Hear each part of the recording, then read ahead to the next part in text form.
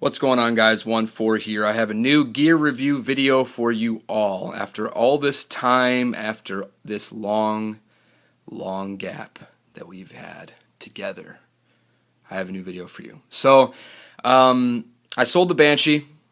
As you can see, this is not the Banshee. However, if you're like R16 on my team, you might be commenting right away, this looks exactly like the plate carrier you owned before.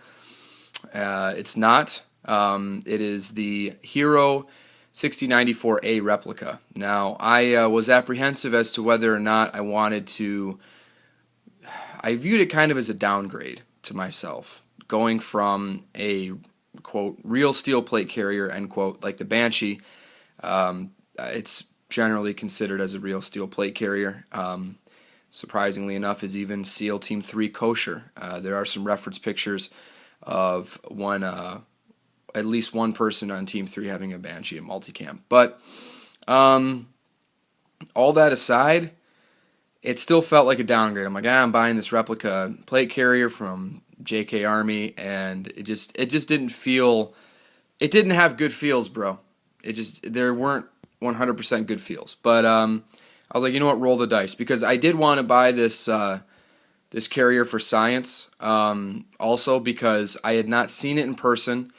No one that I knew had seen it in person, and I wanted to see if it had lived up to, because it had gotten some good reviews online. I wanted to see if it lived up to the hype. So the situation with me and the new plate carrier was I sold the Banshee and was at first going to get the AWS Industries Operator's Choice plate carrier, which is an American replica of the 6094 and is considered to be the best alternative to the real LBT. Unfortunately, I didn't have the money loaded up in my PayPal account soon enough, and that deal fell through, and I was really salty about that, just to myself, not to the seller or the buyer. You know, it's business, you know, cash is king, but I was mad because I missed out on that carrier. But that aside, I was like, all right, I'm bound and determined. I need to own a 6094 at some point in my airsoft career, so I went on JK Army. I saw that this was in stock. I bought it, and actually right after I bought it, it went out of stock. So I think I got the last one. It was the only place where I could find it, and I had heard that it was, after the Toy Soldier, the best 6094 replica out there. And I'm here to confirm to you today that it is. I've seen the Fly in person, and I've seen the Pantac in person. Both are excellent, but this is a outstanding plate carrier. I'm very satisfied with it. I know I haven't made any bitchy videos yet about me complaining about gear that I haven't liked, and that's because I've been on a roll, man. For the last 6 months, I haven't bought anything that I didn't like. But I have to say, this is a great carrier. So, without any further ado, after the long introduction, I'll jump right into it as I usually do. Work my way from the top to the bottom. Up top, on the 6094, we have the standard LBT style shoulder pads. These wrap around the shoulder straps and actually surprisingly are even more comfortable than the Eagle scalable plate carrier pads that I picked up off eBay. In my opinion, right now with the amount of weight that I'm running on this carrier, they're just as comfortable. I actually had sold the first spears that were on the Banshee and had picked up the scalable plate carrier pads because I needed something a little bit more robust than the first spears. So even though it comes with the Velcro guide loop there for my hydro tube, I just prefer it inside the pad. It's just my personal preference. So the shoulder pads are sturdy and are stitched well into the front and back plate bags and are very easy to work with. Right now I have this thing sitting just underneath where my clavicle is, and it works very well. I used it at the Tactical Applications Group 3-day weekend training that we did just as a team, and I have to say this carrier performed perfectly, and more on that later. So, working my way down, I have the big ass Moto American flag from Toy Soldier. Toy Soldier is a really easy guy to work with. I'm sure all of you know about him by now. Shipping was fine. It wasn't the standard nightmare shipping that you usually get with dealing with the Chinese, but next to it is my Kenwood speaker mic. I would have an earpiece in this, but I accidentally ordered the wrong size. I need a 2.5 millimeter as opposed to a 3.5 millimeter, so all I'll be adding to that is the security style ear wrap, and in before GMR, please. Seriously, like, enough already. It's a great setup. I really enjoy this speaker mic. It works a lot better than my old security ear wrap with a little discreet push to talk, and it is connected to my Puxing 777 that's right here in the cummerbund pouch. One really great advantage of the 1694 are the built-in pouches on the cummerbund. That was actually a main buying point for me. The Puxing 777 is something that I will talk about in a later video, but I just have to say, like, if you haven't invested in a nicer radio yet, please do. It's a great setup, comes through crisp and clear every single time, and I really liked it a lot. I really like it a lot, rather. So moving down, I have the LBT. This is the LBT, not the TMC magazine insert up front.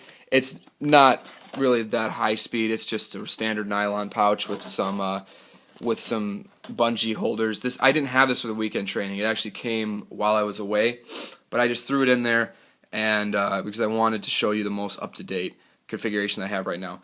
Still have the Blue Force Gear 10 speeds. I'll get the Lawler Star tube out of the way there. Still have the Blue Force Gear 10 speeds up front. I have had these since I bought the Banshee initially from SKD TAC. No complaints. No complaints. Another guy on our team runs these, and they're just a great pouch. Once they're broken in, they're a little bit tough to work with at first, but once they're broken in, they are really tremendous. So, moving over to the right, I have a Falcon Kydex Tech banger holster here.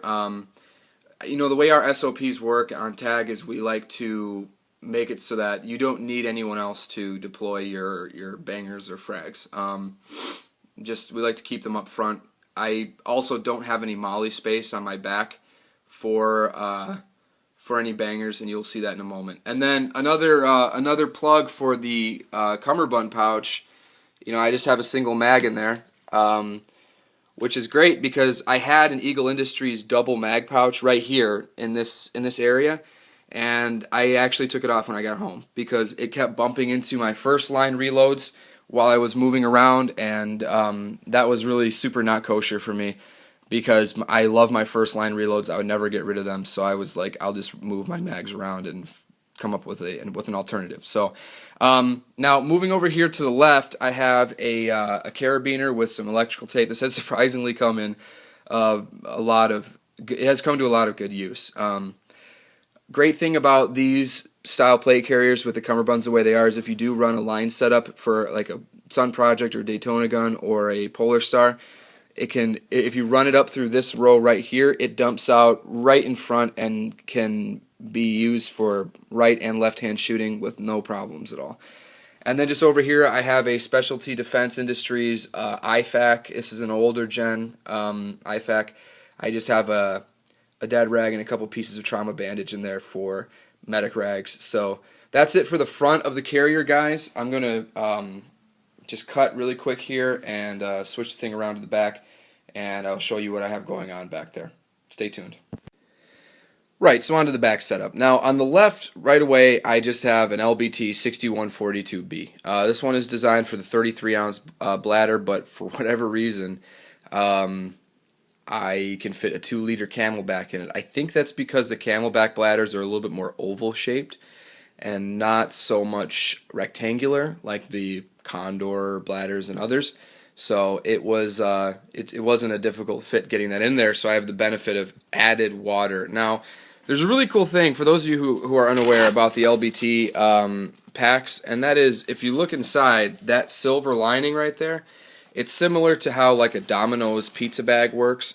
It keeps in heat or cold and keeps out whatever the normal temperature is around you. So it'll keep at least the water in your bladder from freezing in extreme temperatures, and it'll also keep it cool when it's really hot out. Now, the pack, or the pouch on the right, is a mystery. Okay, it's something that I've never seen anyone else wearing before. It was a long and arduous process to find a replacement to the Fly modular assault pack I was using in order to accommodate my Polar Star tank. What I wanted to do was I wanted to spread out the weight on my back laterally as opposed to having the water and my tank sitting right on top of each other, because what was happening is I was getting a lot of like pull back on my back panel, and it made my Banshee very uncomfortable. And the Banshee at the end of the day was just not stable enough to support that level of weight and that kind of just bulkiness. So, and I know the anti-Lawler Star fanboys will have the, the field. Oh, you said it's bulky. You said it's it's bulky.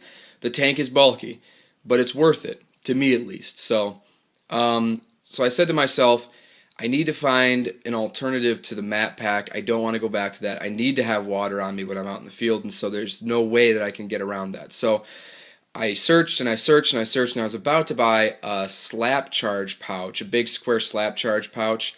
Not a slap charge pouch, like just a door breaching charge pouch, different from the slap charge. No, it is. Yes, a nunchuck style slap charge pouch. I can't remember the brand it was by, but it had removable compartments on the inside to make for one big compartment. I was going to remove the plastic protecting layer out of the 2 layers of nylon and make myself a big pouch. And then I saw this on Optactical. This is the Sword Field Pack pouch.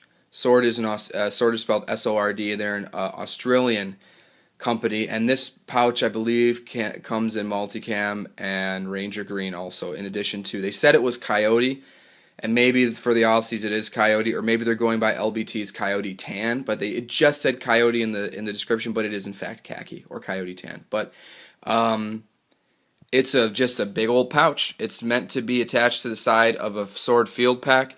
It has just a simple buckle here, no Velcro, no nothing. And up here it has a nice cinch top, and inside is my very large. Now, bear in mind, I went with the largest tank possible, so I have a 90 cubic inch, 4,500 psi tank, and that's why I needed to go with the big pouch. But now I have everything set up where it fits on my back panel. This pouch here it doesn't have any of like the sloshing issues that I had with the map. It sits nice and flush with the bottom of the carrier with some creative molly weaving, and all in all, I have no complaints whatsoever. And it wasn't very expensive. It was like, I think, $28. So I'm probably remembering that figure wrong, but in any case, this is my new back setup. I mentioned earlier in the video I no longer have any room for bangers, and that is, as you can see, the undeniable truth that it's full back here. But so that's it for the back panel. I have a few other little details I wanted to go over, so I will have to start a new clip for that. So stay tuned. Now, one final thing I wanted to talk about before ending this video was the level to which Hero went in replicating the 6094. And I think that this is a reason why Toy Soldier used to sell this carrier. Because really there's a very high level of detail that went into it, such as, for instance, they did not omit the Velcro strips on the inside for attaching pontoons. This is in the front and the back plate bags, and also the mesh that you've come to expect from a 6094 style carrier is still found here in the cummerbund. This is for side plates or accessories or little doodads and whatever. So yeah, all in all, a great carrier. It meets the purpose that I bought it for initially. Was I needed something a little bit more beefy than the Banshee, and it is. It distributes weight a lot better. It handles weight a lot better. Don't get me wrong, the Banshee's a great carrier, but if you're a Polar Star user or a Sun Project or Daytona gun user and you need to have a bigger tank on your back, I would definitely recommend this over the Banshee. Just different carriers for different uses. On some closing thoughts, the stitching is very good. The quality of the Velcro is very good. The stitching all appears to be triple stitched, at least double stitched. No complaints. No complaints whatsoever. LBT accessories will interface with it without any issues, and that just about covers it. So I will leave you with the just hilarious product tag that's on this thing. Just read it very closely. There's some classic classic language barrier things. So the Hero 1964A, guys, in khaki. So yeah. One last detail. Some of you may be wondering, it's 2013 R14. Why haven't you bought a plate carrier in multicam yet? The reason for that is because the team that I am on, we have all as together as members decided that our standard operating procedures is that for ops we either wear M81 Woodland or DCUs, and that's it. That way there's no confusion, there's no special planning, no nothing. And then during training, if we want to wear multicam or ATACs or something when we feel like it, that's something different. But when it comes down to it, for ops, and our general SOP is, Coyote or OD gear and either BDUs or DCUs. So that explains that. And yeah, so enjoy, guys. I recommend this carrier. If you can find it in stock, I would recommend picking it up. So stay tuned. Please rate, comment, and subscribe. I'll see you guys around. Take it easy.